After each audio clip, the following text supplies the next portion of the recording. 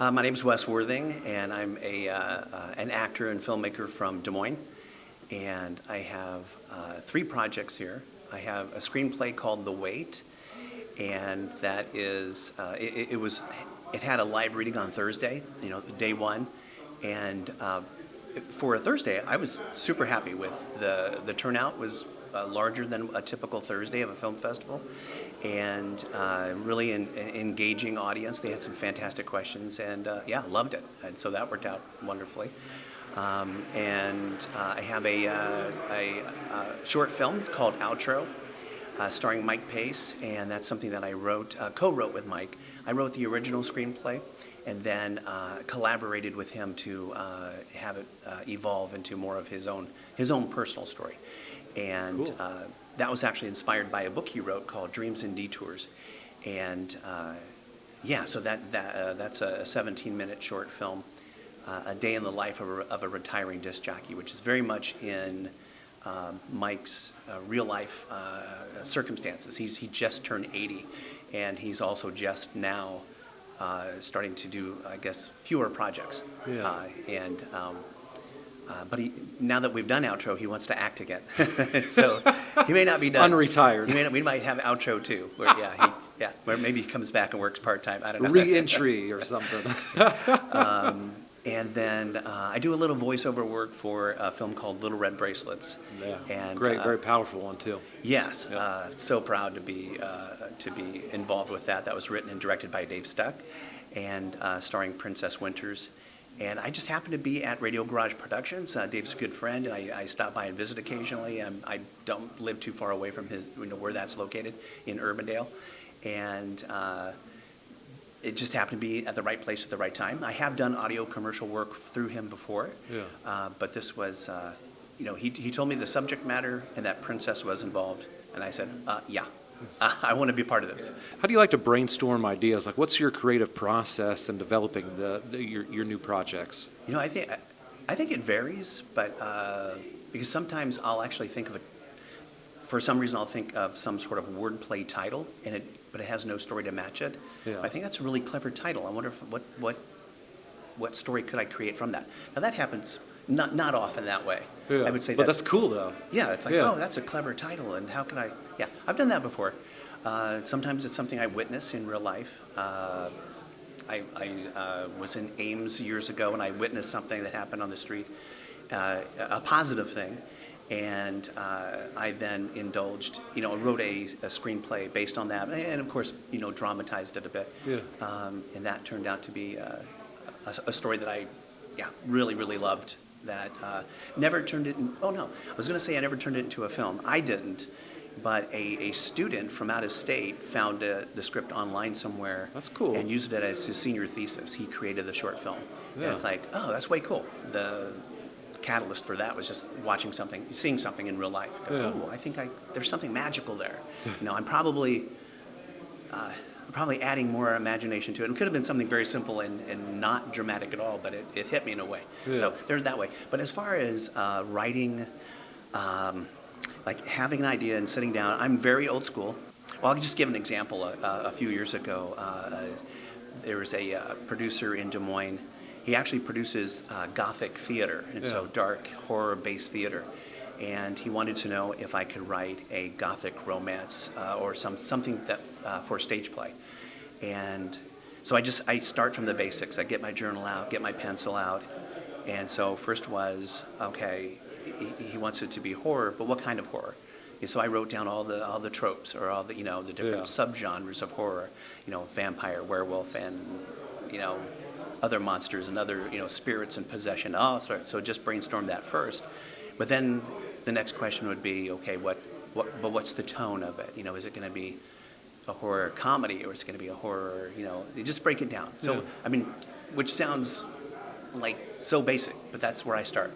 Yeah. And then I start asking a ton of questions.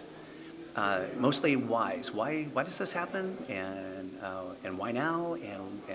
Or why is this character making this decision? And just then narrowing it down. And I guess the light bulb moment for that play was when, because initially I was concentrating on the protagonist. Yeah. the soulmates, the lovebirds of the story. And it wasn't until I asked the question, actually wrote it down in my journal. I wrote, what would this story be from the antagonist's point of view? And then it was just off to the races. It's like, that is what it has to be.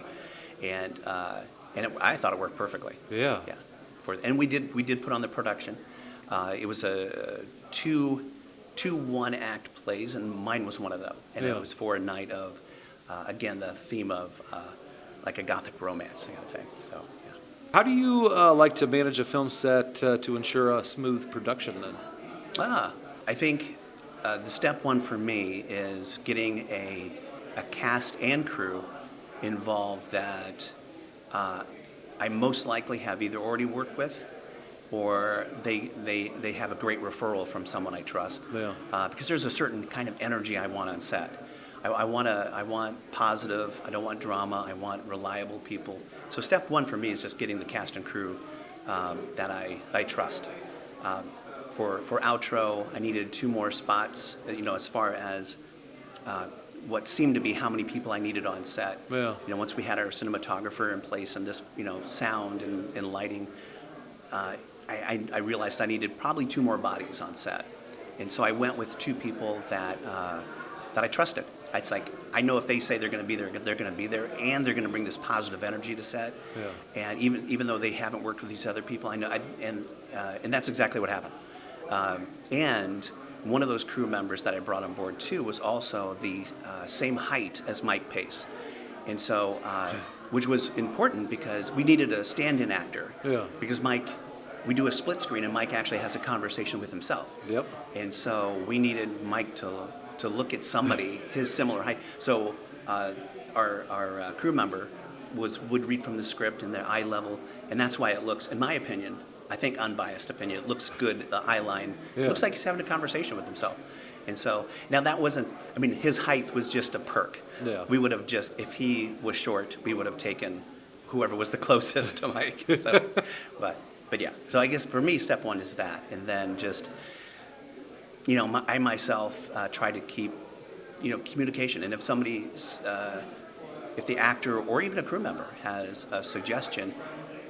We can't take too many suggestions, and we'll never get things done. Yeah. But thankfully, the people I work with, they will only speak up. It seems like if they really have what might be a really great idea, and I'm open to listen to that. Especially with something like with outro with Mike, it was already collaborative.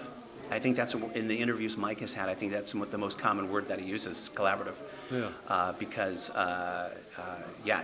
he was involved from the script, from the original script, all the way through, and then we started evolve. Yeah. So, how did you find your specific team of collaborators then? How do you go about doing that? It was years ago. Shooting my very first film, I used 2 of my sons were in high school at the time, so it was a family thing initially, and then it started to.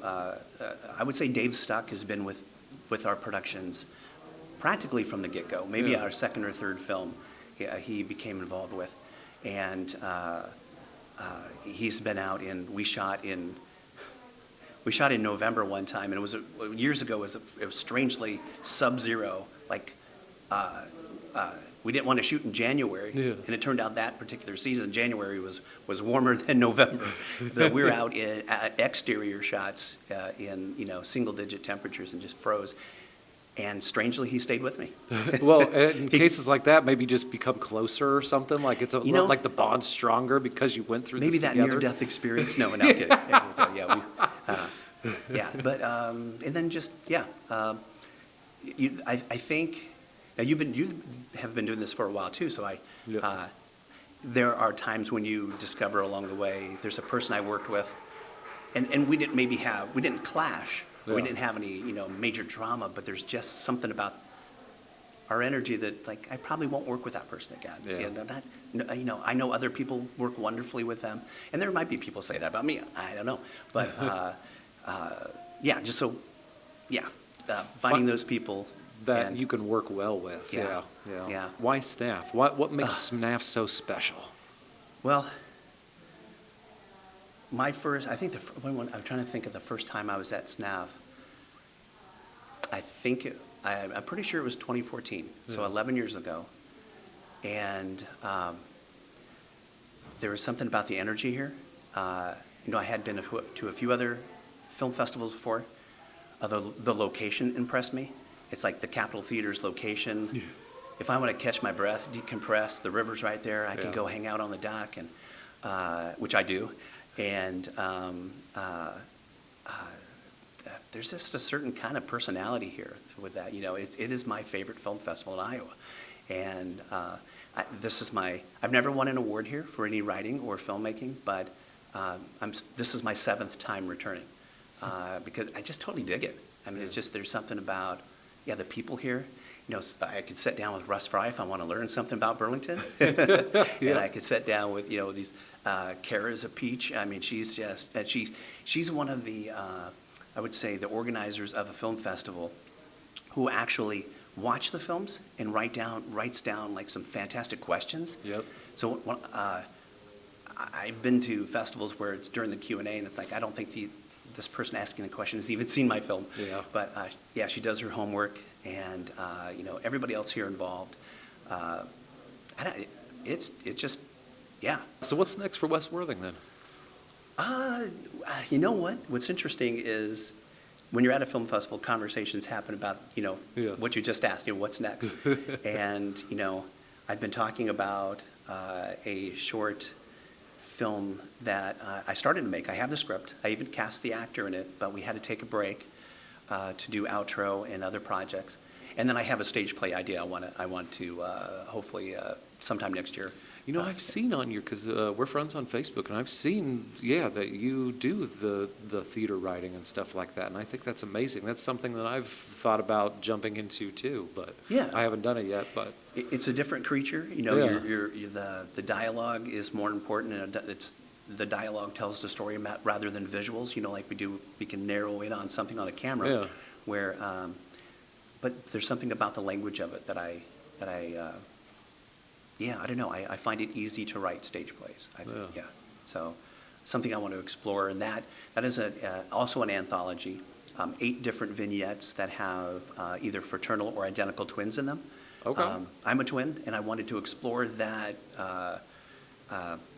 Some of the silly parts of it, Yeah. things that my brother and I had to experience growing up, and all the ridiculous questions and stuff, but also a lot of the serious moments too. So I have hills and valleys. I'm going to try to make the audience a bit vulnerable. Get them comfortable during the comedies, Yeah. and then punch them in the gut with something really like deals with trauma or something like that, or Yeah. grief. Yeah. Well, I can't wait to see you next year at SNAP, hopefully. Yeah. Hopefully you're able to Heck make yeah, it. that'd be awesome. So, and thank you for stopping by today. Yeah. Yeah. Good to see you, buddy. Thank you. You too. Thank you. Wes. Yeah. I love your answer. This is why I wanted to talk to you. Yeah. Cool.